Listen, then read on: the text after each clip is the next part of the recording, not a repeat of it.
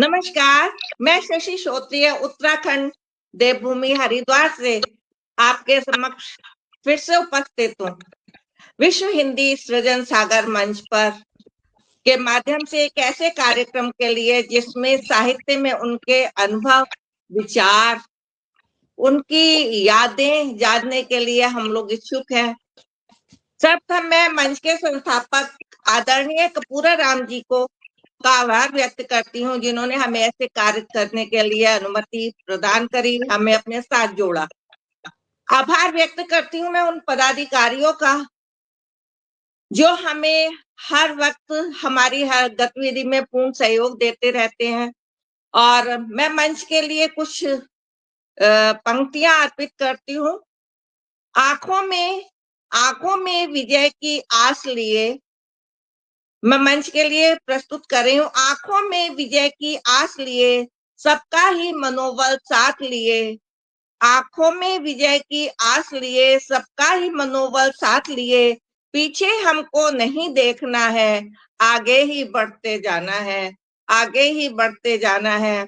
इस समय हमारा ये मंच बहुत हर क्षेत्र में आगे बढ़ रहा है, हर कार्यक्रम में आगे बढ़ रहा है, नए नए विषय लेके आ रहा है, नए नए सदस्यों को जोड़ रहा है अपने साथ।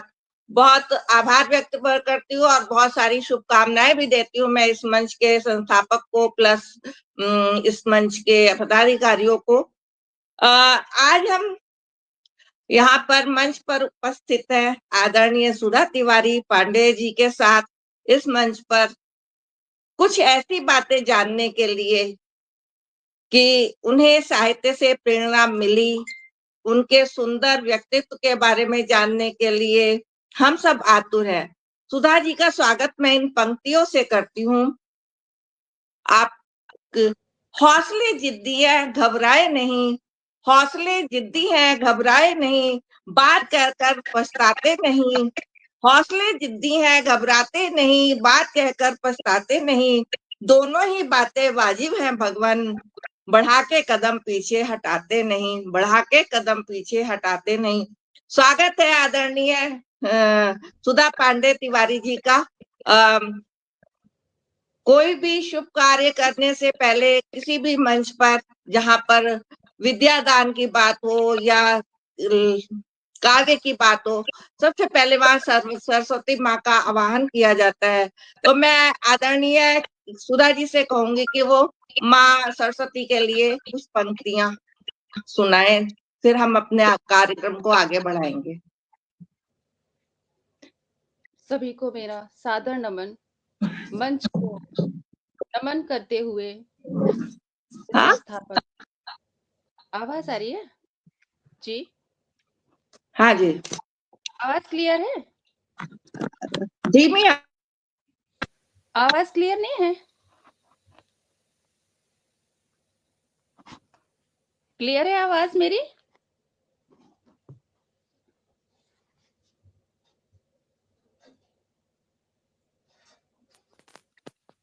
आपको आवाज आ रही है सुची जी?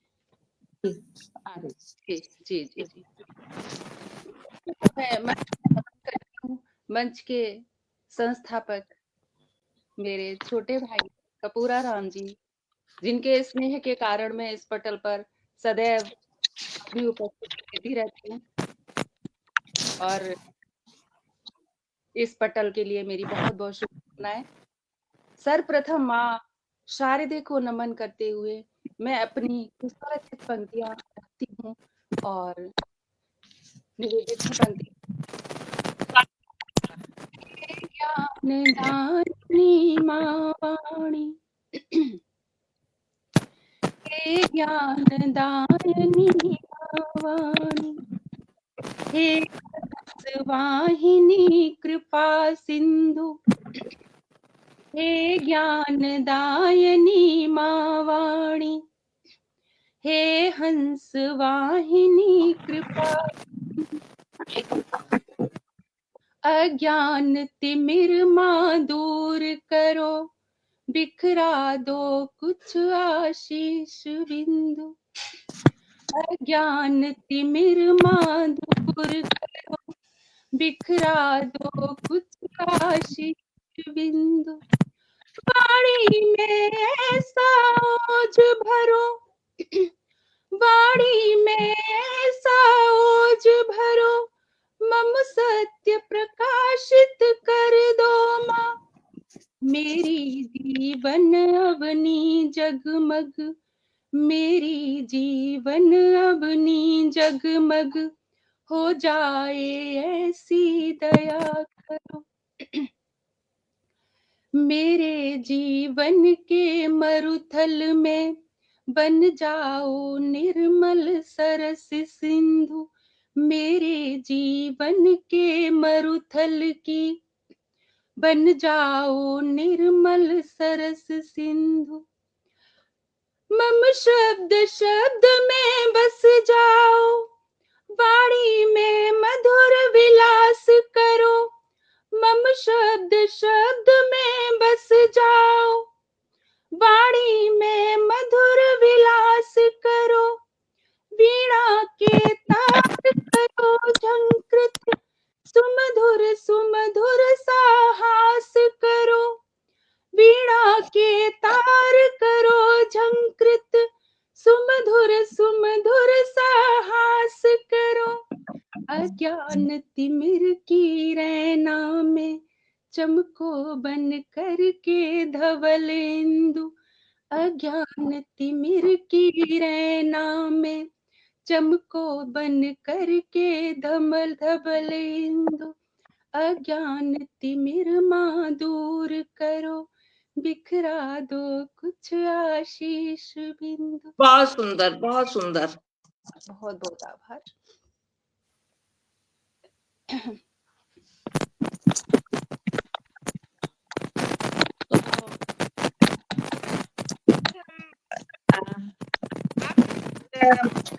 आज की वार्ता को सिर्फ एक वार्ता ही समझिएगा, जैसे कि दो मित्र बैठ के बातें करते हैं। इसमें कोई, मेरी आवाज आ रही है अब तक?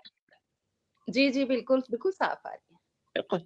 तो बस ऐसा समझ के बैठिए कि हम लोग आपस में बस वार्ता ही कर रहे हैं, इसमें कोई साक्षात्कार नहीं है, कोई कुछ नहीं है। बस मैं आपके अनुभव जानना चाहूंगी और आप मेरे मुझसे भी कुछ सुन सकती हैं, ऐसे ऐसी कोई बात नहीं है। लेकिन हमने आज आपको आमंत्रित किया हुआ है, तो हम आपके ही अनुभव ज्यादा जानना चाहेंगे।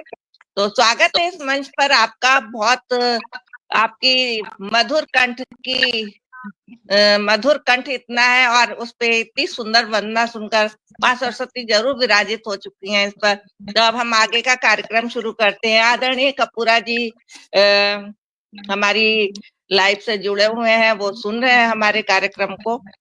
तो मैं आपसे ये जानना चाहूंगी कि आपकी का जन्म कहाँ हुआ, आपकी शिक्षा कहाँ हुई, और आप बिहार, वहां से बिहार थी पहले शायद, तो अब हाँ राजस्थान।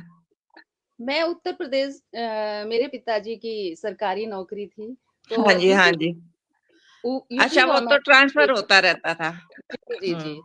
तो मैं यही जानना चाहेंगे कि आपका जन्म कहाँ हुआ, फिर आपकी एजुकेशन शिक्षा कहाँ से आपने प्राप्त की, और आपका आगे पूछेंगे। प्लस पहले ये बातें, जन्म कहाँ हुआ था आपका? मेरा जन्म, मेरे पिताजी की जो नौकरी थी उस वक्त, वो उनकी पोस्टिंग मैनपुरी में हुआ करती थी, जैसा मम्मी बताती हैं। वहां जी। मेरा जन्म हुआ, पर मुझे याद नहीं। उसके बाद मेरे पिताजी का जो पोस्टिंग थी वो मथुरा जनपद में हुई, और मथुरा अच्छा। में हम लंबे समय तक रहे। मेरी स्कूलिंग जो शुरू की शिक्षा है वहीं की है। उसके बाद मैंने कुछ समय मैनपुरी में भी 1-2 साल शिक्षा ली, और उसके उपरांत मैं आगरा मैंने अपनी बीएससी किया, और अच्छा। एमएससी देहरादून से, और बीएड मैंने वहीं से आगरा से किया। उसके अच्छा। बाद मेरी शादी हुई तो मैं उदयपुर पहुंची, और बस अच्छा। फिर ये रही, क्योंकि मेरे फिर आप उधर की होके रह गई। एक पैलेस में मैं मेरे हम्म। पति, तो फिर उसके बाद उन्होंने अपना आगे का जो था वो दिल्ली में शुरू किया। तो सरकारी नौकरी मैंने सोचा भी नहीं था, पर वो ज्वाइन कर ली। मैंने कहा चलो, उत्तर प्रदेश पास ही है, तो गाजियाबाद हम्म। आदरणीय एमसी सोनी जी हमारे साथ जुड़े हुए हैं, हमारी वार्ता को सुन रहे हैं। आभार आपका। आदरणीय कपूरा राम जी भी सुन रहे हैं, आदरणीय गीता कुमारी जी भी हमारी वार्ता को सुन रही हैं। बहुत बहुत आभार आपका। तो आपका जनरल एजुकेशन आपकी जगह जगह पे हुई, एक जगह पे ना होके जहाँ पापा पिताजी जाते थे वहां पर आपकी शिक्षा हुई। बहुत अच्छी बात है। तो ये आपका साहित्य की तरफ रुझान कैसे हुआ? मैं विज्ञान की छात्रा रही हूँ, तो मुझे हाँ, एक यही बार तो बात है ना, विज्ञान की छात्रा होते हुए आपने संग गीत को, कविताओं को चुना, तो कैसे, किस तरीके से आपका रुझान इस तरफ बढ़ा? मैंने कभी सोचा भी नहीं था। दरअसल जब मैं हॉस्टल में हुआ करती थी तो मेरी एक रूममेट थी, मेरी रिश्ते में बुआ लगती थी, पर वो मेरी जो कि रूममेट थी, क्लासमेट थी, वो कविताएं लिखती थी। तो मैं उनका अच्छा, बहुत मजाक बनाती थी और मैं कहती थी तुम मुझे सोने, वो जब कहती थी कि सुनाती हूँ तो मैं भागती थी उससे, बहुत भागती थी कि अच्छा। नहीं नहीं मुझे नहीं सुननी, हंसती भी थी। परंतु उसी समय मैंने कभी एक छोटी-सी कोई कविता जो सरिता में आती थी, उसी टाइप में 2-4 पंक्तियाँ लिखी, तो वो हमेशा मेरी पंक्तियों को गुनगुनाती थी। अच्छा। उसके बाद मैं मतलब ऐसे ही चलती रही। मेरी दीदी कहानियाँ लिखती थी, मेरे पिताजी राइटर हम्म। हैं। मेरे पिताजी ने 8 किताबें उनकी हैं, एक प्रकाश गीता उनकी सर पहली पुस्तक थी, उन्होंने पद्यानुवाद किया था गीता का। और अच्छा। उसके बाद दीदी से हम अपेक्षा करते थे, क्योंकि मेरी दीदी बहुत अच्छा लिखती थी, हिंदी बहुत सुंदर लगती थी। पर शादी के बाद वो इतनी व्यस्त हो गईं और पिताजी थोड़ा-सा निराश हुए। उन्होंने एक दिन मुझे कहा, मैं क्या करती थी, मैं चूँकि स्कूल में विज्ञान की अध्यापिका थी, तो मुझे लगता था कि बच्चे सीखें कैसे? और ये बात हाँ। थी, मैंने शुरू किया प्रकाश संश्लेषण से। बच्चे प्रकाश हाँ। संश्लेषण नहीं पूरा तरह याद कर पाते थे, तो मैंने एक कविता प्रकाश संश्लेषण पर लिखी कि अच्छा, तो उसकी पंक्तियां सुनाएंगे आप? उसमें कुछ इस तरह से था कि मुझे ठीक से अब उसका कुछ याद नहीं, शायद उसकी कुछ पंक्तियाँ कहीं हो, पर उसकी अगली वाली मुझे याद है। फिर मैंने जी। वो लिखी जो 3 वो पारिस्थितिकी पर, जलचर, थलचर और वायुचर 3 तरह के प्राणी हैं, फिर भी हम सब क्यों कहते हैं मछली जल की रानी है। अच्छा। तो इस तरह ऐसे बहुत सारी बड़ी इंटरेस्टिंग, और बच्चे बड़ा मतलब रिदमिक वे में उनको, मतलब ये 1-2 बार में याद कर हाँ, लेते थे। बच्चों की तरीके से। हम्म। हाँ, 8 तक के जो बच्चे थे, मेरे साइंस बहुत अच्छे से पढ़ने लगे।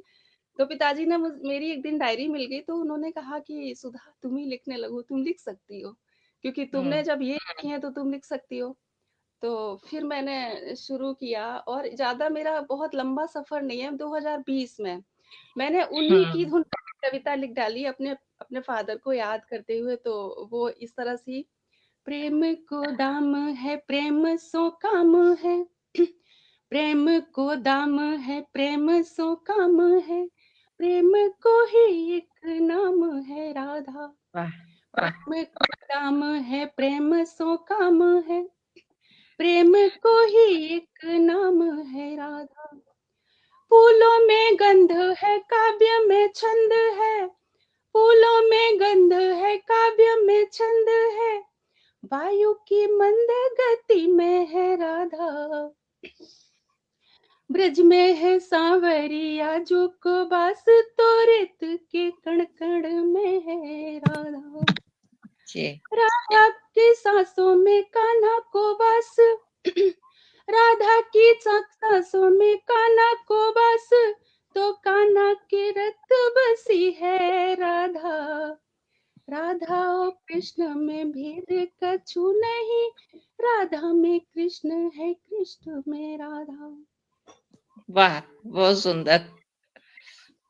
राधा में, राधा और कृष्ण में भेद कछु नहीं, राधा में कृष्ण है, कृष्ण में राधा। कृष्ण बिना कोई अंग चले नहीं, कृष्ण बिना कोई अंग चले नहीं, दिल धड़के न रटे बिन राधा। वाह।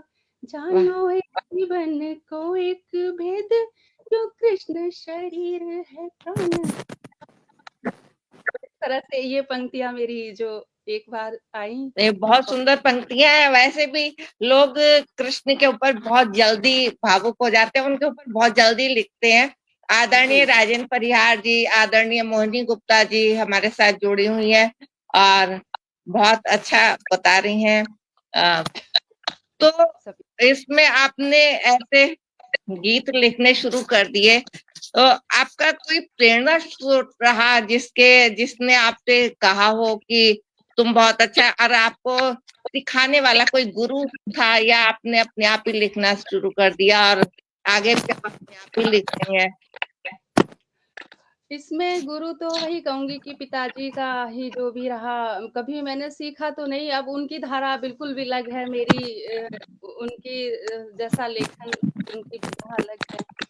अच्छा। और अब एक बस इतना ही है कि वो उनकी जो लेखनी है उसमें बहुत गहराई, बहुत ठहराव है। और मैं भी प्रयास करती हूँ कि मैं इसलिए ना लिखूं कि मुझे बहुत प्रसिद्धि चाहिए, या मैं हम्म। मुझे मत कवि बनना है कि एन के इन प्रकारेण मुझे दिखना है कि मैं लिखती हूँ और लिखना लोग है बस। भाव, ये होता है ना, ऐसा। जैसे मन के भाव होते हैं हम लोग।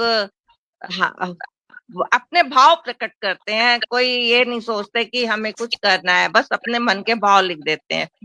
पर जैसे कि हाँ। जी जी, तो मुझे हमेशा यही लगता है कि जब अनायास ही कोई चीज मेरे अंदर छू जाती है, मुझे मेरे अंतर हम्म।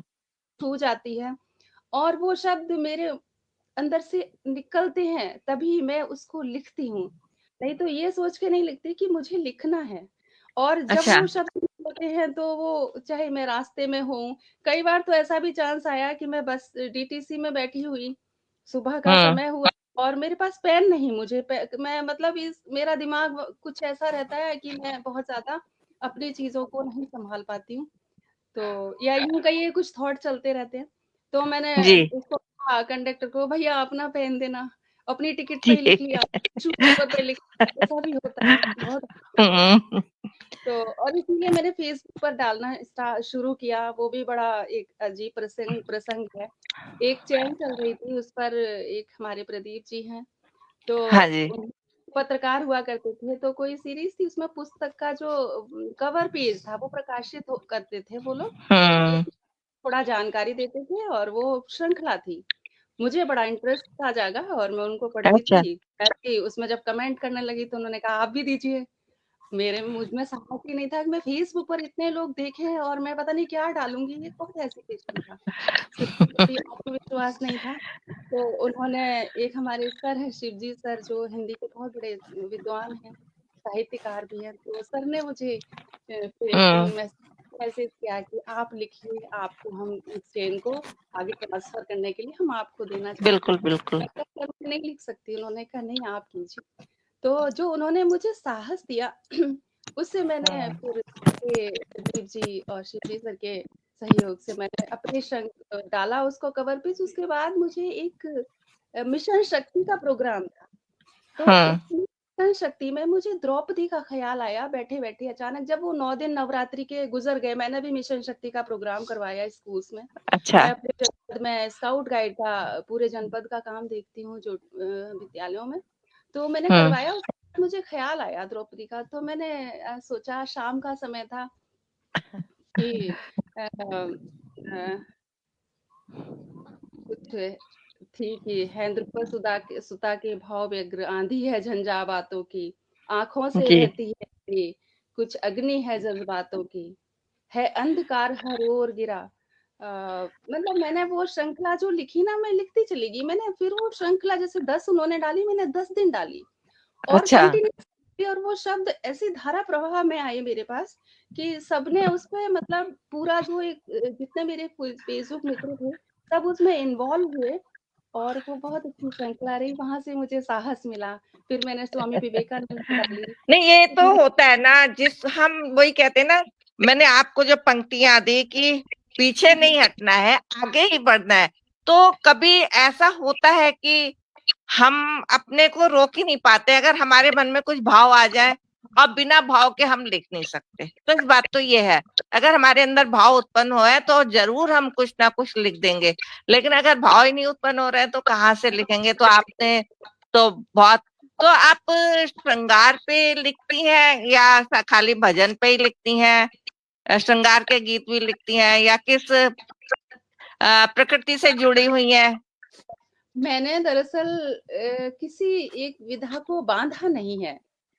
जो भी मुझे प्रकृति पर भी लिख लेती हूँ, मानवीय संवेदनाओं पे अधिक लिखती हूँ मैं, पर अच्छा। प्रकृति पर मेरे विचार आ जाते हैं और मैं हर धारा में लिखती हूँ। यहाँ तक कि मैं कई बार मतलब गज़ल भी लिख देती हूँ छोटी-छोटी, जब मुझे कोई अच्छा। चीज़ बहुत सारी चीज़ें एक साथ कहनी होती हैं। तो कहते हैं ना टॉन्टिंग वे टॉन्टिंग वे में, तो टॉन्टिंग टाइप में ना वो जो मेरा होता है ना वो लिख जाता है और मैं उसको हाँ। तो अच्छा। लेकिन मेरा जो मुख्य वो है वो मानवीय संवेदना या कहिए थोड़ा अध्यात्म में थोड़ा मेरा ज्यादा रहता है। तो इस तरह मैं कुछ भी लिखती हूँ। जैसे सबसे एक बार मुझे कुछ लगा तो थोड़ा मैं परेशान या दुखी कहिए कुछ इस तरह की चीज थी। अच्छा। होता है जिंदगी में, कभी हम खुश होते हैं कभी, तो मुझे वो कविता याद है। मैंने लिखी थी कि आज तुमने क्या कहा कि सारी धुंध छट गई, किरण किरण समेट कर मैं आज फिर से जी। लिख गई। ये चंद बूंदें क्या गिरी कि नभ भी साफ हो गया, न प्रभात भी लिए सूर्य भी चमक उठा, बादलों के जी। झुंड से सुधार बह चली कि पीर फिर से मेघ की जमीन ने समेट ली। ये अश्रुबिंदु बहुत फूल उठे सुंदर। फूल फूल में, ये बन के तरु की जिंदगी समाये मूल मूल में। चंद से कुहासे से क्यों अपनी राह तो छोड़ दूं, मिलेगी रोशनी कभी क्यों रास्ते को मोड़ दूं। वाह। मिलेगा भी कभी जो मुझे तलाश है, मिलेगा लक्ष्य भी कभी जिसकी मुझको आस है। तो इस तरह बहुत से सुंदर। जब लगता है तो लिख। आदरणीय शैलजा मिश्रा हमारी बातें सुन रही हैं, बहुत तारीफ कर रही हैं आपके लिए, बहुत अच्छा बता रही हैं। आभार व्यक्त करती हूँ आदरणीय शैलजा जी आपका। मेरी फ्रेंड है वैसे ये, बहुत अच्छी है, हमेशा मौजूद रहती हैं हमारे कार्यक्रम में। तो आप प्रकृति से जो जुड़ी हुई कोई कविता है वो हमें सुनाइएगा। प्रकृति से जुड़ी मैं कविता आपको, ये मैं एक आपको कविता सुनाती हूँ। मैंने लिखी है, पर कुछ ही कविताएं लिखी हैं, फिर भी मैं। आदरणीय दुर्गा नागली जी उपस्थित हैं हमारी वार्ता सुनने के लिए। नमस्कार, आभार व्यक्त करती हूँ आपका।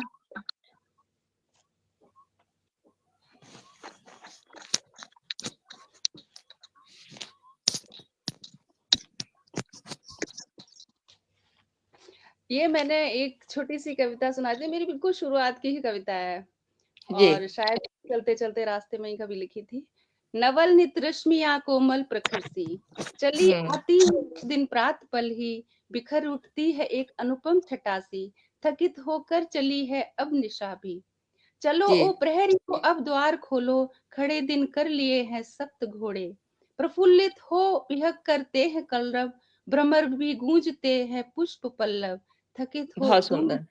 काव्य से क्यों, विसारो साथ में रखा विगत क्यों, छिपी है रोशनी तम की सतह में, निरत आवागमन ही चक्र में है। तो इस बहुत तरह से ये शुरुआत ही सुंदर। बहुत ही है जो मुझे प्रिय आदरणीय है। इंद्रजीत सिहाग जी उपस्थित हैं। आभार व्यक्त करती हूँ आपका कि आप उपस्थित हैं। आप सुन रहे हैं तो हम सुना रहे हैं। ये होता है। तो मैं ये पूछना चाहूंगी कि आप जैसे आप लिखती हैं तो आप टीचर भी हैं, आपको समय किस समय मिलता है लिखने के लिए?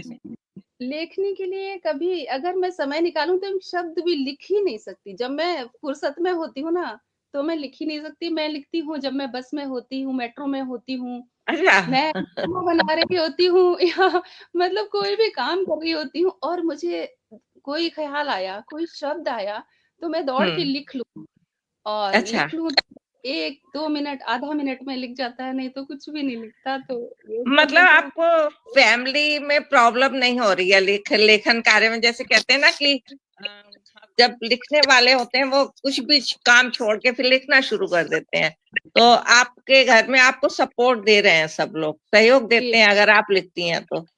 जी, बिल्कुल, सभी का मैं समझती हूँ। आप कोई तरन्नुम में कोई अपना गीत सुनाए? जी, बिल्कुल, तरन्नुम में आपको मैं सुना देती हूँ। अब वैसे मैं बहुत सारे सुना चुकी हूँ इस पटल पर भी, तो मैं शायद जो नहीं सुनाया है एक मैं सुनाती हूँ। उनको मैं जी, अपने हल्के-फुल्के स्वागत है। गीत जो कि हाँ ठीक है, परंतु जो गहरे हैं वो अलग ही भाव के होते हैं। अच्छा।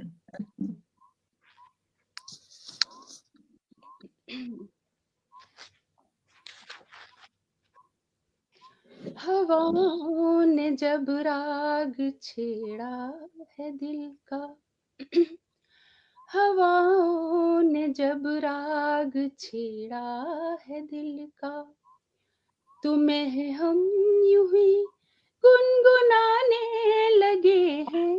बहुत असर सुंदर। इश्क का इस कदर है हवा में, असर इश्क का इस कदर है हवा में, बिना बात ही मुस्कुराने लगे हैं। असर इश्क का इस कदर है हवा में। कभी कभी हम हंसते हंसते भी रो पड़ते हैं, तो देखिए यूं ही हंसते हंसते हुई आंख कुछ नम, भरी धूप में आया बारिश का मौसम। यूं ही हंसते हंसते हुई आंख कुछ नम, भरी धूप में आया बारिश का मौसम। तुम्हें क्या कहें हम तुम्हें क्या बताएं, हमें तुम्हें क्या कहें हम तुम्हें क्या बताएं, हमी से हमी को छुपाने लगे हैं। वाह। तुम्हें क्या कहें हम तुम्हें क्या बताएं, तुम्हारी और मेरी ये चाहत अलग सी, न है तिश्नगी और न दिल में खलिश ही। तुम्हारी और मेरी ये चाहत अलग सी, न है तिश्नगी और न दिल में खलिश ही। रहेंगे सदा दिल में एक दूसरे के, रहेंगे सदा दिल में एक दूसरे के, यही कह के खुद को मनाने लगे हैं। रहेंगे सदा दिल में एक दूसरे के, यही कह के खुद को मनाने लगे हैं। असर बहुत इश्क सुंदर। का बहुत इस सुंदर। कदर है हवा में। बहुत बहुत आभार सुनने के लिए, बहुत बहुत बहुत सुंदर आपकी प्रस्तुति, बहुत ही सुंदर गीत लगा। मैं भी एक आपको सुनाना चाहूंगी कोई गीत। जी स्वागत है। मेरी आंख का आंसू। मैं भी ऐसे ही हूँ। मेरा घर गंगा जी से 5 मिनट की दूरी पे है, हरिद्वार में रहती हूँ मैं। तो जी बहुत जो सुबह मैं टहलने जाती हूँ तो मेरे दिमाग में चांद को देख के और तारों को देख के, गंगा को देख के दिमाग में वही कुछ ना कुछ भाव आ जाते हैं, और घर आके मैं अपनी डायरी में लिख लेती हूँ। फिर उन्हें कवि। लिखने के बाद फिर गीत बनाती हूँ। लेकिन ये तो आँख का आंसू तो ये जाने कैसे लिख गई है। आपको सुनाती हूँ, बताना जी कैसी है, क्योंकि मेरी तुकांत कविताएं नहीं होती हैं, मेरी अतुकांत कविताएं होती हैं सारी। सबके हाव भाव बहुत बहुत ही बहुमूल्य होते हैं। स्वागत है आपका। हम्म। हमारी आंख का आंसू हथेली पर जो गिरता है, हमारी आंख का आंसू हथेली पर जो गिरता है, कोई कहता इसे मोती, कोई कहता ये पानी है, कोई कहता इसे मोती, कोई कहता ये पानी है, हमारी आंख का आंसू। मेरे दिल की धड़कन हमें तो ये बताती है, हमारे दिल की धड़कन हमें तो ये बताती है कैसे बताएं उनको ये आंखों की कहानी है, हमारी आंख का आंसू। किस बात के गम में हमेशा डूबी रहती है, किस बात के गम में हमेशा डूबी रहती है। मेरी आंखों में वो रहते, ये काजल बेईमानी है। मेरी आंखों में वो रहते, ये काजल बेईमानी है, हमारी आंख का आंसू। आंखों का झपकना भी हमें तो ये बताती है, आंखों का झपकना भी हमें तो ये बताती है। जीवन में सभी खुशियां आनी और जानी है, जीवन में सभी खुशियां आनी और जानी है, हमारी आंख का आंसू। हमारी नींद भी तो अब आंखों से दूर रहती है, हमारी नींद भी तो अब आंखों से दूर रहती है।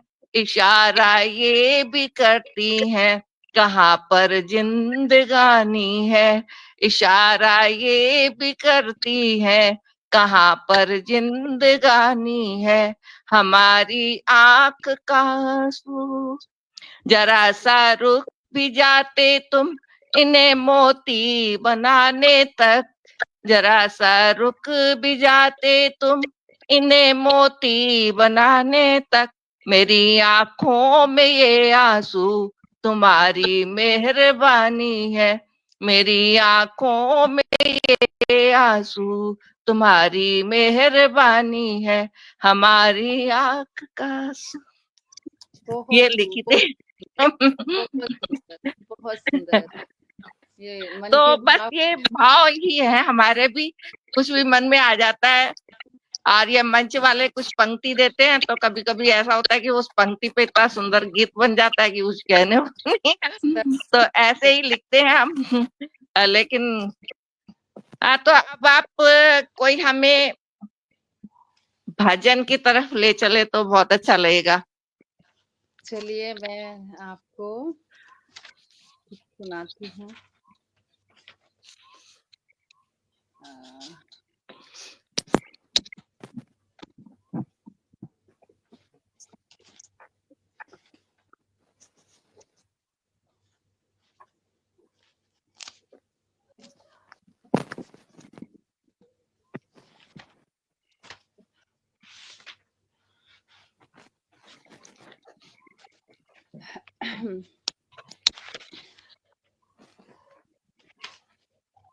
कुछ तो मैं डायरी में लिख लेती हूँ, और कुछ तो कुछ समय ही नहीं मिलता तो मैं बस फेसबुक पे डाला और बस फिर ऐसे भी हो जाता है। अच्छा।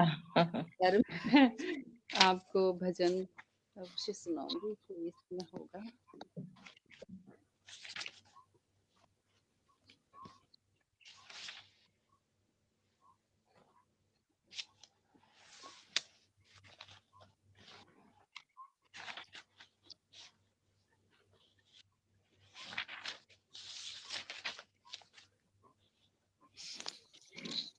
सब कुछ दिया विधाता तूने, सब कुछ दिया विधाता तूने, कैसे कर्ज चुकाऊं मैं, झोली है छोटी सी मेरी, कैसे इसे समाऊं मैं।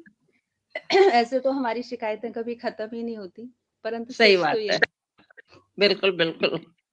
तूने मुझे संभाला तब तब, जब जब ठोकर खाता था, अपने पर इतराता जाता, कितने ही बल खाता था। अक्सर यही होता है, हम सोचते हैं कि हम ही सब कुछ कर रहे हैं, पर जब ठोकर लगती है तभी परमात्मा याद आता है, ये तो तो वही है ही, सही बात है, तभी याद आती है। जी। तो भाव वही है, देखिए। तूने मुझे संभाला तब तब, जब जब ठोकर खाता था, अपने पर इतराता जाता, कितने ही बल खाता था। दुर्दिन में तूने समझाया, क्यों किस पर इतराऊं मैं। दुर्दिन में तूने समझाया, क्यों किस पर इतराऊं मैं। झोली है छोटी सी मेरी, कैसे इसे समाऊं मैं। संग सहारे छोड़ गए सब, कोई किसी का नहीं यहाँ। संग सहारे छोड़ गए सब, कोई किसी का नहीं यहाँ। जीवन तो आना जाना है, ये जग तो है एक सपना। जीवन तो आना जाना है, ये जग है बस एक सपना। एकाकी में चलूं निरंतर, मन ही मन हर्षाऊं मैं। झोली है छोटी सी मेरी, कैसे इसे समाऊं मैं। एक ज्योतिर्मय दीपक बनकर अंतस में तू जलता है। एक ज्योतिर्मय दीपक बनकर अंतस में तू जलता है। तेरी कृपा है मुझ पर दाता, पथ आलोकित करता है। मैं निर्भीक चला जाता हूँ, आखिर क्यों घबराऊं मैं। झोली है छोटी सी मेरी, कैसे इसे समाऊं मैं।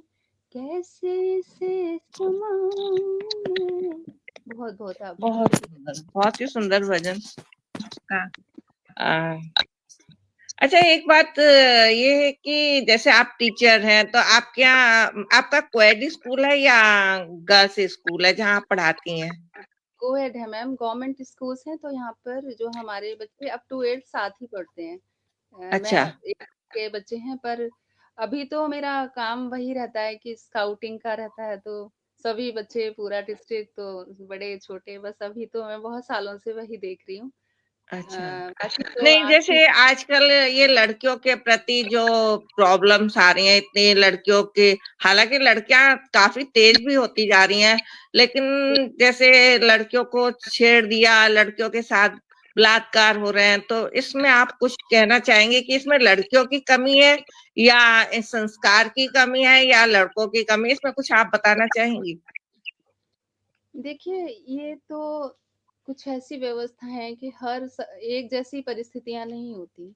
दोष ना हम ना कभी हमेशा लड़कों को ही दे सकते हैं, ना लड़कियों को ही दे सकते हैं। जी। बिल्कुल विभिन्न परिस्थितियां होती हैं। कहीं कहीं जो हमारा पारिवारिक माहौल है, आस पड़ोस है, वो सब बच्चों को प्रभावित करता है। और सबसे बड़ी हम्म। चीज आजकल तो ये मोबाइल का चलन चला है ना, ये जो हमारे हम्म। सारी चीजें हैं, जो बच्चे, हमेशा क्या होता है कि जो चीज जिसको मना करो, हमारी भी एक वही होती है क्यूरियोसिटी कि जिस चीज के लिए मना करो तो अंदर वो रहता है कि आखिर क्या है, उत्सुकता हाँ, होती ये है। तो है। हम्म। उत्सुक होते हैं, और कुछ उम्र का होता है, या फिर कहीं कहीं तो ऐसा होता है कि उन चीजों को हम मानवीयता के अंदर रख ही नहीं सकते। नहीं रख वो चीज सकते हैं। मानवीय होती है। तो ये विभिन्न परिस्थितियां हैं, हम इनको, अब मैं जहाँ हूँ, गाजियाबाद जनपद जो पड़ता है, तो वहाँ पर क्या है कि कुछ ना गुर्जर कम्युनिटी भी है, गुर्जर कम्युनिटी काफी है, जाट गुर्जर कम्युनिटी काफी है। तो जी। वहाँ बच्चियों की शादियां जो होती हैं अक्सर 8वीं की, और शादियां बस बच्चियों की, और एक बच्ची अगर 5वीं में है, चौथी में है, तीसरी में है, छोटी बच्ची भी, उसकी भी, क्योंकि इतना खर्चा होता है शादियों में कि वो 4 बेटियां हैं तो चारों की साथ में होती हैं। अगर बड़ी शादी लायक हो गई तो छोटी तक की शादी हो जाएगी। तो एक बार मैंने इस पर एक कविता लिखी थी, मैं आपको सुनाती हूँ, शायद कहीं होगी वो। स्वागत है। उसमें क्या था, वो एक रियल मतलब उनका आपसी, मैंने उन्हें कहा कि आप इसकी शादी मत कीजिए। मैं गई तो बच्ची फोन आ रहा, तो मैंने कहा कि भाई आप ऐसा क्यों कर रहे हैं, सबकी शादियां साथ में क्यों कर रहे हैं, आपको लगता है बड़ी हो गई तो उसकी कर दो, 16 17 18 साल की, अब ये 5वीं 6वीं की थी। तो उन्होंने एक मतलब आपसी बात, उसका वार्तालाप जो मैंने ऐसे थे थोड़ा सा अपनी पंक्तियों में पंक्तिबद्ध किया, वो इस तरह था। लड़कियां हैं तितलियां हैं, अरे उड़ जाएंगी एक दिन। लड़कियां हैं तितलियां हैं, अरे उड़ जाएंगी एक दिन। कुड़ी चंबे दी चिड़ियां हैं, अजी उड़ जाएंगी एक दिन। कुड़ी चंबे दी चिड़ियां हैं, अजी उड़ जाएंगी एक दिन। पर अब देखिए उनकी दोहरी मानसिकता होती है। वो कहते हैं हम तो बहुत प्यार करते हैं अपनी बच्चियों को, मतलब हमारी तो रानियां राजकुमारियां हैं। और एक तरफ क्या, परी है हूर है आखिर, परी है हूर है आखिर, अमानत ये किसी की है। परी है हूर है आखिर, अमानत ये किसी की है। कली है ये किसी घर की, कहीं लग जाएंगी एक दिन। कली है ये किसी घर की, कहीं लग जाएंगी एक दिन। है बस मेहमान इस घर की, है बस मेहमान इस घर की, किसी दिन हो के ये रुखसत। अरे आप लिए आंखों में फिर आंसू, विदा हो जाएंगी एक दिन। इन्हें रोको इन्हें टोको, सिखाओ कुछ चलन घर के। इन्हें रोको इन्हें टोको, सिखाओ कुछ चलन घर के। कि बेटी है बहू बनकर कहीं तो जाएंगी एक दिन। है बेटियां, पर उनको बेटे का दर्जा कभी नहीं दे सकते। सपने हैं आसमानों के, कतर दो पर मगर इनके। अब बेटियां इतनी टैलेंटेड होती हैं, उसके बाद भी उन्हें क्या होता है कि उनको तो रोटियां ही बनानी है जी। सपने हैं आसमानों के, कतर दो पर मगर इनके। बहन चूड़ी हकीकत की, बड़ी हो जाएंगी एक दिन। कहते यार ये तो यूं करती रहती है, इनको बस शादी करो सब ढल जाएंगी सांचे में। तो भैया स्वप्न है आसमानों के, कतर दो पर मगर इनके। पहन चूड़ी हकीकत की, बड़ी हो जाएंगी एक दिन। तो ये मेरी छोटी सी कविता थी, जो मैंने बिल्कुल सहजी वार्तालाप उनका पंक्तिबद्ध किया था। बहुत सुंदर। लड़की सी के ऊपर मैं भी लिख रही थी कुछ, हालांकि अभी लिखा नहीं है मैंने। तो मैंने तो ये लिखा था, जैसे मैं लड़कियां पैदा होती हैं तो उसके बाद वो लड़कियां दोनों घर को ही अपना घर नहीं समझ पाती, उस पे लिख रही थी। लेकिन अभी छोटा सा लिखा है, मैं लिख रही थी, मैं सुनाना चाहूंगी। बता दो कहाँ मेरा स्थान का, बता दो कहाँ मेरा स्थान। एक बीज बोया था तुमने, खाद पानी दे किया अंकुरित। एक बीज बोया था तुमने, खाद पानी दे किया अंकुरित। छोटे छोटे किले से हो गई तभी सभी में सम्मिलित। मैं मम्मी पापा की लाडली, मैं मम्मी पापा की लाडली, क्यों देते हो दूजा जहान। बता दो मेरा कहाँ स्थान, बता दो मेरा कहाँ स्थान। नन्हे नन्हे कदम बढ़ाकर तुम सबसे बातें करती थी। नन्हे नन्हे कदम बढ़ाकर तुम सबसे बातें करती थी। गुड्डा गुड़िया भी भैया संग मैं ही खेला करती थी। हर सुख दुख में साथ निभाती तुम सबकी थी मैं जान। बता दो कहाँ मेरा स्थान, बता। अभी इतना ही लिखा है मैंने, लेकिन कल बस ऐसे ही मूड बन गया था, सुबह सुबह तो लिखने बैठ गई थी, 2-4 पंक्तियां लिख के छोड़ दिया था।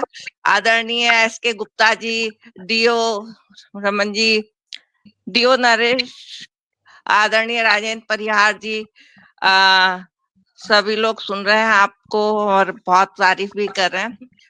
तो मतलब आपका कहना ये कि मोबाइल भी आजकल हमने भी देखा है कि छोटे छोटे बच्चों को कि खाना भी खाना है तो वो मोबाइल पकड़ा दिया जाता है कि मोबाइल में चित्र देखते रहो। तो बच्चों की जो आदत है वो मोबाइल की तरफ ज्यादा आकर्षित रहती है, वो दिमाग में उनके मोबाइल ही रहता है। दूसरी चीज मैं तो ये भी समझती हूँ कि जैसे आजकल पेरेंट्स जो है, माँ बाप जो है बहुत बिजी हैं, बच्चे आया के ऊपर या सर्वेंट के ऊपर छोड़ के चले जाते हैं, तो उसमें भी काफी असर आता है बच्चों के ऊपर। आप क्या कहना चाहेंगी इस बारे में? बिल्कुल सच बात है ये। आप और हम सभी जानते हैं कि समाज में एक तो जो हमारा लाइफ स्टाइल है, जो दैनिक जीवन है, वो बिल्कुल पहले जैसा नहीं रहा। पहले सिर्फ हम्म। पिता कमाते थे, माता बच्चों का ध्यान रखती थी। अब तो यही होता है कि भाई घर ही नहीं चल रहा है और माता हम्म। पिता दोनों का ही रहता है कि भाई दोनों ही जब कमाएंगे तब हम एक बच्चे को बड़ा कर पाएंगे, क्योंकि हम उसको अभावों हम्म। में पालना नहीं चाहते हैं।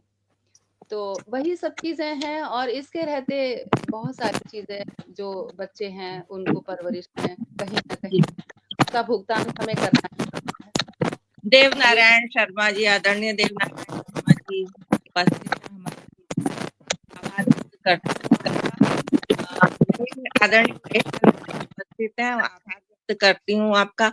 एक मैं ये समझती हूँ कि आप वैसे इसमें संयुक्त परिवार और एकल परिवार के बारे में क्या कहना चाहेंगी कुछ?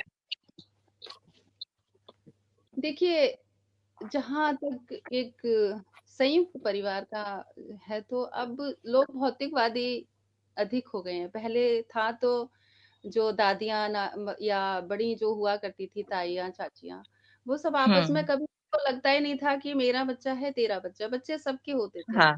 अब जो हुआ है ना कि भाई एक बच्चा है, 2 बच्चा है, तो हर इंसान को बस यही है कि ये मेरा है और ये तेरा है। ये जो मेरे हाँ। तेरे परिवारों में तो हो ही चुका है, और साथ में शायद ही कोई हो जो कि रह रहा हो या रह पा रहा हो। तो ये सब चीजें, संयुक्त परिवार के बहुत फायदे हैं, लेकिन इसके लिए समर्पण चाहिए। जैसे कि संयुक्त समर्पण भी परिवार में चाहिए, तो जो किसी पे भी शक्ति समस्या आई तो पूरा घर संभाल लेता था, लेकिन चाहिए। आज ये कि भौतिकवादी सुख के कारण सब लोग अलग अलग हो रहे हैं और एकल परिवार होते जा रहे हैं, उसमें भी एक एक बच्चा हो रहा है। बस पहले ये था कि कम से कम 2 या 3 बच्चे तो हो जाते थे, 4। हम ही 9 भाई बहन थे। तो उस समय की बात है। तो कुछ, और एक लेकिन अब तो एक बच्चे से ज्यादा, मेरी एक ही बेटी है। तो है मेरा इसमें होता है, है प्रॉब्लम आती है जहाँ भाई बहन होते हैं ना साथ में, वो अपनी समस्या जी, को एक दूसरे से मिलके सुलझा लेते हैं। लेकिन अब ये है कि जब एक बच्चा है तो किससे कहेगा, बस ये और हो एक जाती बच्चे है की समस्या। परवरिश बहुत मुश्किल है हम लोगों के लिए। एक बच्चे की परवरिश की, और हम उसको पॉजिटिव समझते हैं, पर नहीं आता है, नहीं वही आता तो। हाँ। चलिए, आप एक प्रस्तुति और दीजिए अपनी कोई अच्छी सी। है। मैं एक दे देती हूँ, अपना एक कविता सुना देती हूँ। जी। सी आप कहें तो अपनी पसंद, अगर कहें कोई एक डीप वाली, क्योंकि उसमें कुछ ऐसा रिदम नहीं था, पर भाव अगर वो चाहे, नहीं तो मैं एक नॉर्मल सी नहीं कविता नहीं, सुना सुनाइए सुनाइए। तो चलिए।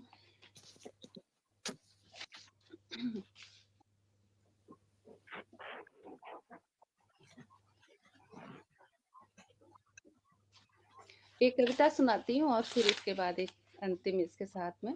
जी जी जी जी। हृदय की समाधि में, एक मेरी ये कविता जो है, इसके मुझे भाव शायद मतलब बहुत डीप लगते हैं, मुझे ही लगते हैं, वो अपने अपने भाव पर है।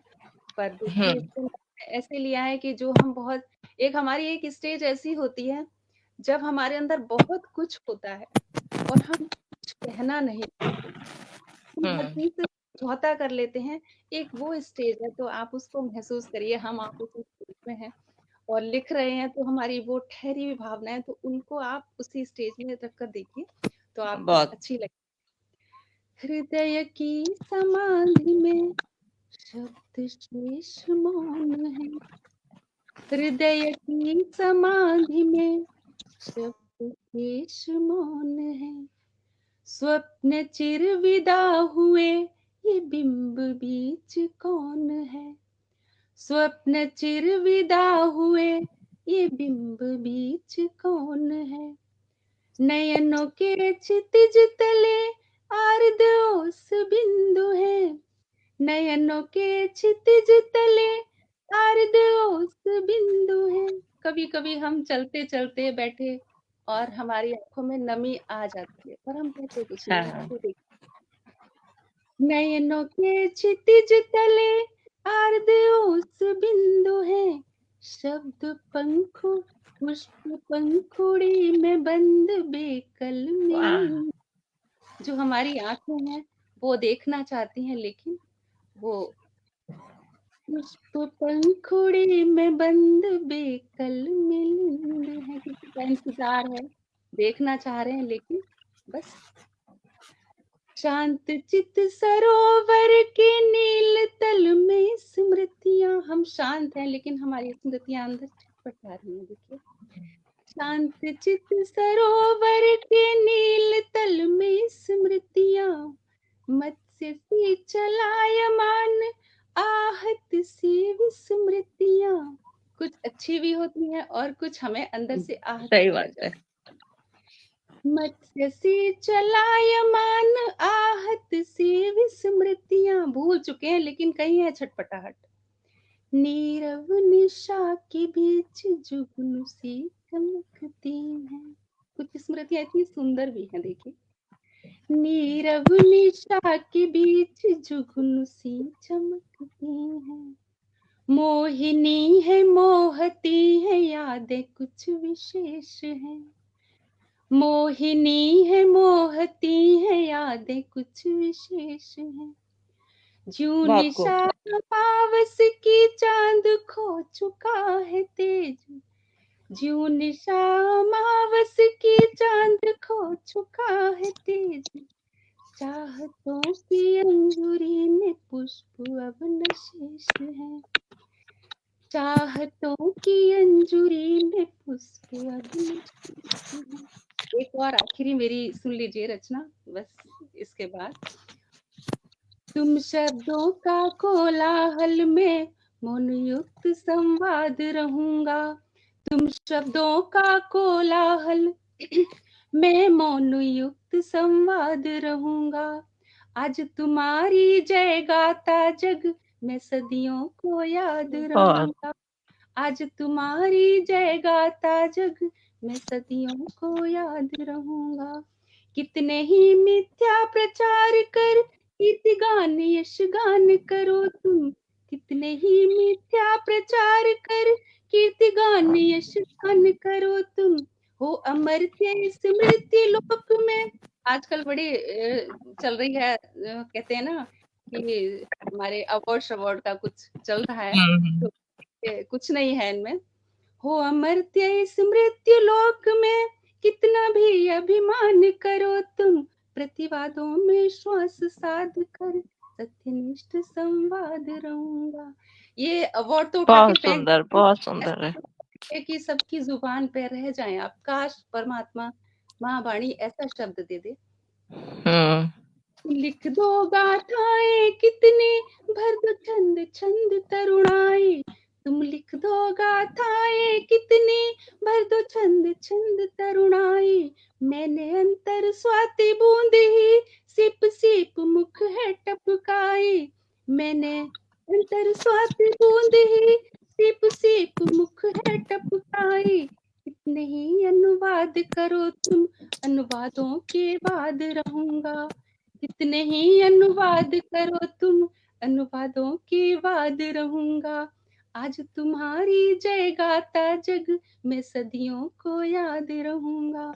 मेरा जीवन स्वार्थ नहीं है, सत्य सत्य निहित परमार्थ रहा है। मेरा जीवन स्वार्थ नहीं है, सत्य निहित परमार्थ रहा है। मैं से मैं को छोड़ चुका हूँ, नेह युक्त फरियाद रहा है। मैं से मैं को छोड़ चुका हूँ, सत्य निहित फरियाद नेह युक्त फरियाद रहा है। दम्भ होलिका जला जला कर मैं बनकर प्रहलाद रहूंगा। दम्भ होलिका जला जला कर बनकर मैं प्रहलाद रहूंगा। आज तुम्हारी जय को याद बहुत ही रहूंगा। सुंदर आपकी प्रस्तुति। क्या कहें, बहुत अच्छा लगा। आदरणीय डॉक्टर अजब सिंह जी, डॉक्टर देवनारायण जी, आदरणीय और आदरणीय किरण दयाल जी, सभी लोग उपस्थित हैं।